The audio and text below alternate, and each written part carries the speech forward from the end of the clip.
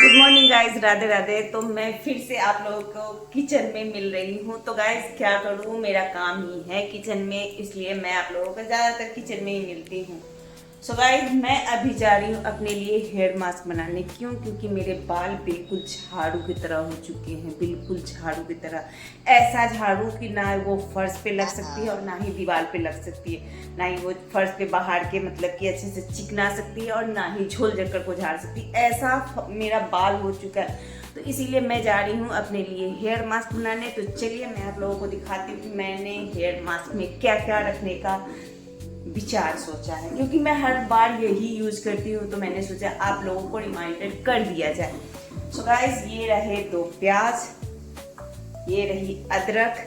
और आप लोग सोचोगे कि इतना सारा प्याज कौन लगाता है। तो गाइस मैं इतना सारा प्याज लगाऊंगी नहीं, मैं एक बार में ही 2 काम को निपटाती हूँ। तो मैं बताती हूँ, मैं इन दोनों को ग्राइंड करूंगी और इसमें से मुझे जितना का ज़रूरत है मैं उतना रस निकाल लूंगी और बाकी को मैं सब्जी में डाल दूंगी। और ये रहा मेरा पाउडर जो कि मैं इस्तेमाल करती हूँ। तो इसमें मैं अभी ये अदरक और प्याज का जूस डालूंगी। फिर इसमें मैं जो ये चावल सॉरी गाइस, मुझे पता नहीं गला क्यों खराश कर रही है। तो मैं जो ये चावल बना रही हूँ, मैं इसमें से मार भी इसमें डालूंगी। आप लोग जानते हो कि चावल का पानी हेयर के लिए बहुत ही बेनिफिशियल होती है, तो इसीलिए। तो चलिए मैं आप लोगों को बता चुकी हूँ कि मैंने इसमें क्या क्या डाला है। इसमें मैं रोजमेरी वाटर भी डालूंगी और मेरे पास अभी एलोवेरा जेल नहीं है। सो इसमें मैं जो पाउडर मिक्स करके रखती हूँ, ये पाउडर का मैंने वीडियो बना के डाल दिया है। आप लोगों को अगर याद नहीं है तो दोबारा से मेरे वीडियो को स्क्रॉल करके देख लेना। ओके, तो चलिए मैं आगे के प्रोसेस आपको दिखाती हूँ। सो गाइस ये रहा प्याज और अदरक जो कि मैंने इसे अच्छे से काट लिया है। इसमें मैं थोड़ा सा पानी डालूंगी क्योंकि ये अभी सूखा हुआ है तो पिसेगी नहीं। सो गाइस मैं जा रही हूँ ग्राइंडर चलाने। अगर आपको इसकी आवाज़ से दिक्कत होगी तो प्लीज़ अपने कान बंद कर लीजिएगा। ओके, 1 2 मैंने आप लोगों को पहले ही बताया है कि अगर आप लोगों को इसकी दिक्कत होगी तो प्लीज कुछ देर के लिए बंद कर लीजिएगा अपने कानों को।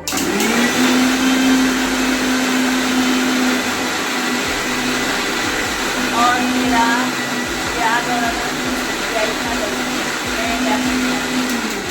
अमेजिंग, आपने देखा कितना जल्दी मेरा अदरक और प्याज पिस गया। यस, देखो।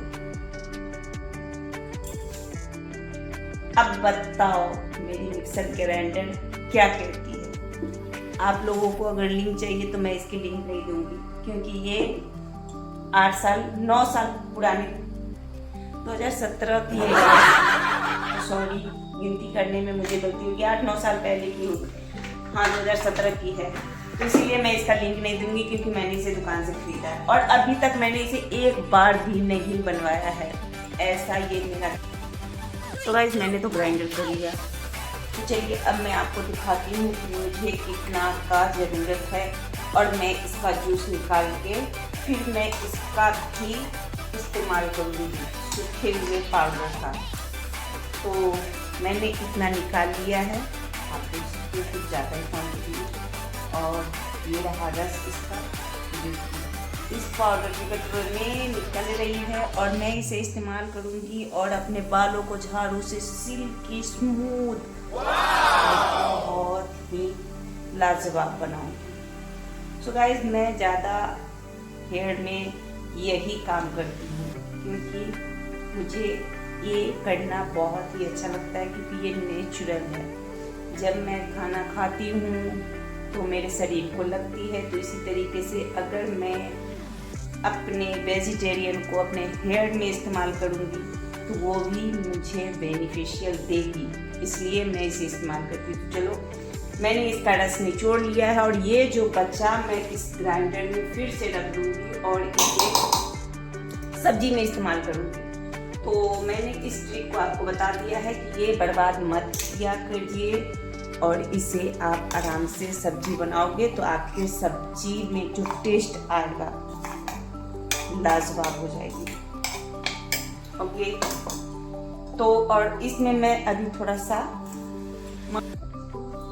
तो ये रहा माड़ जो कि मैं इसमें मिक्स करके तकरीबन 1 घंटे के लिए रख दूंगी, क्योंकि मेरे पास अभी 1 घंटे से पहले इसे अप्लाई करने के लिए टाइम नहीं है, क्योंकि मेरा चावल दाल बन चुका है और अभी सब्जी की तैयारी नहीं हुई है।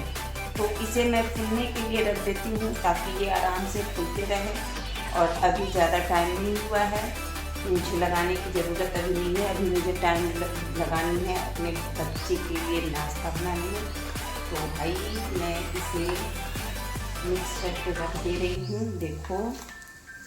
और ये सो गाइस, मैं अपना किचन का काम निपटा कर आ चुकी हूँ। तो अब मुझे हेयर मास्क लगाने का टाइम मिल गया है। तो अब मैं हेयर मास्क लगाऊंगी और मेरे हेयर मास्क अच्छे तरीके से फूल चुकी है और इतना ज़्यादा गाढ़ा हो चुका है कि मैं इसे अप्लाई बालों में नहीं कर सकती, क्योंकि बालों में अप्लाई करने में बहुत ही हार्ड हो जाएगा। तो मैं आप लोगों को बताती हूँ कि मैं इसमें क्या मिक्स करने जा रही हूँ। मैं जा रही हूँ जो अपने बालों में ऑयल यूज़ करती हूँ, थोड़ा सा मैं वो ऑयल यूज़ करूँगी।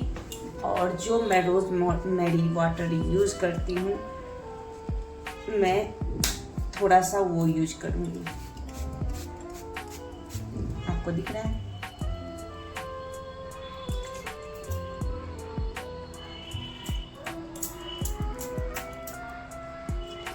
तो इसे मैं बालों में भी अप्लाई कर सकती थी, लेकिन मैं बाल में अप्लाई नहीं करके मैं इसमें अप्लाई कर रही हूँ, क्योंकि इससे होगा कि थोड़ा सा ये मिक्स हो जाएगी और थोड़ा पतला हो जाएगा और मैं इसे अच्छे तरीके से यूज कर सकती हूँ अपने बालों में।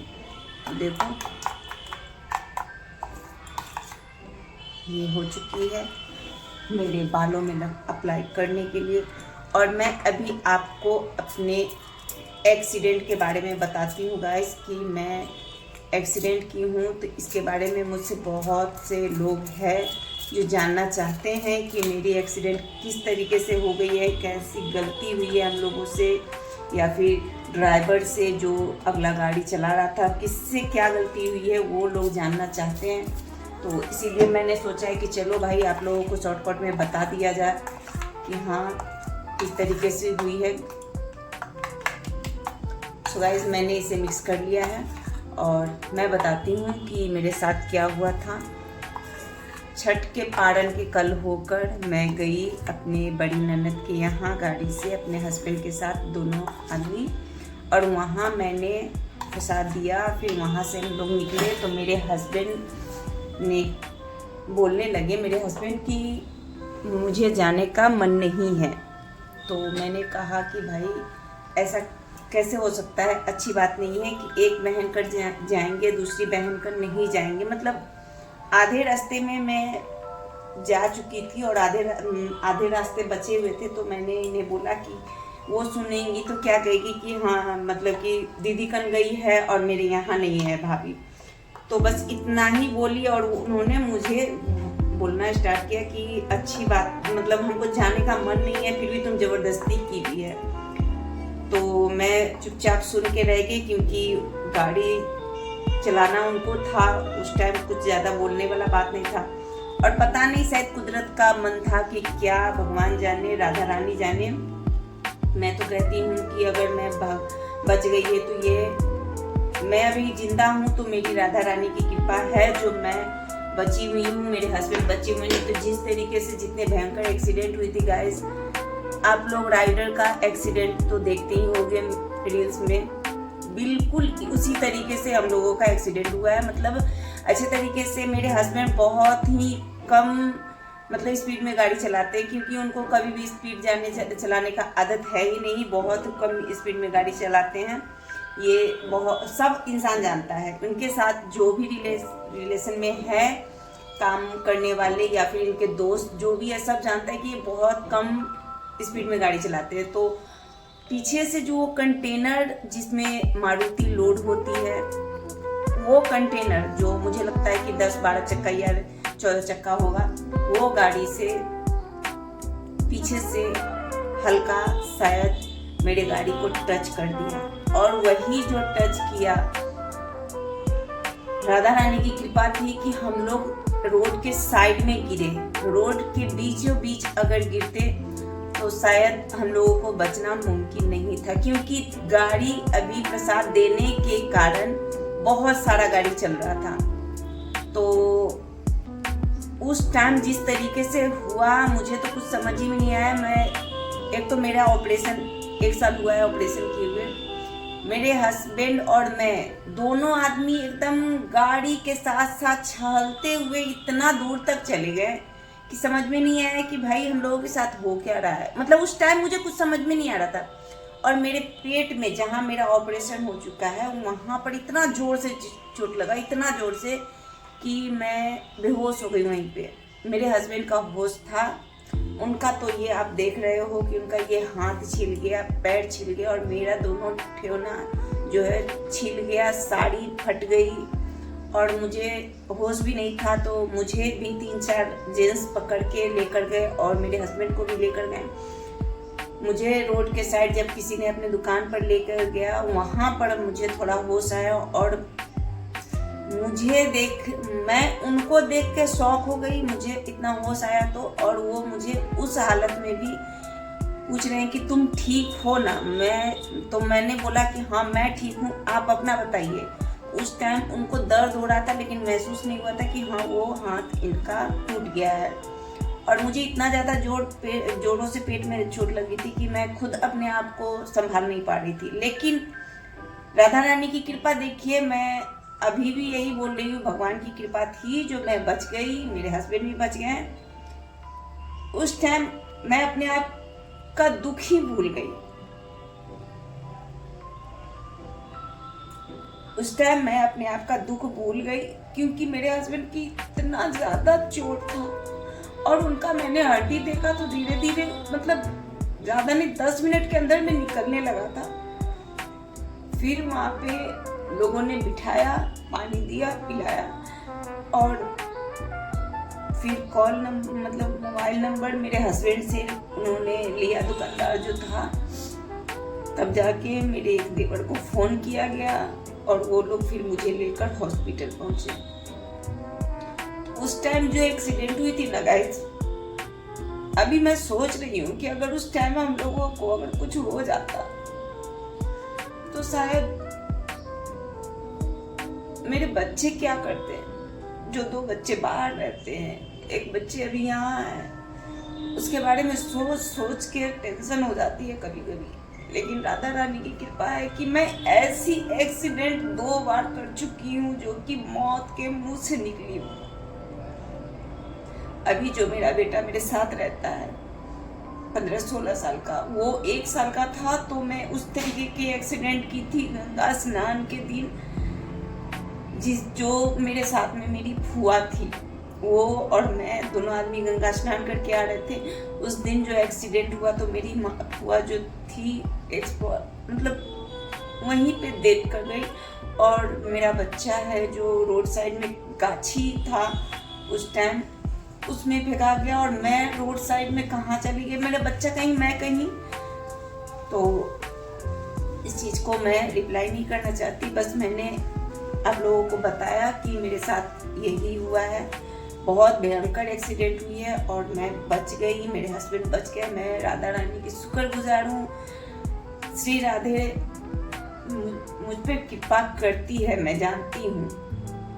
मैं किसी के बुरा नहीं सोचती, इसीलिए मैं भी शायद मैं इतने बड़े बड़े एक्सीडेंट से 2 बार बच चुकी हूँ और भगवान मुझे लगता है कि मेरे साथ है। चलिए तो कोई बात नहीं, बहुत लंबी कहानी हो गई है।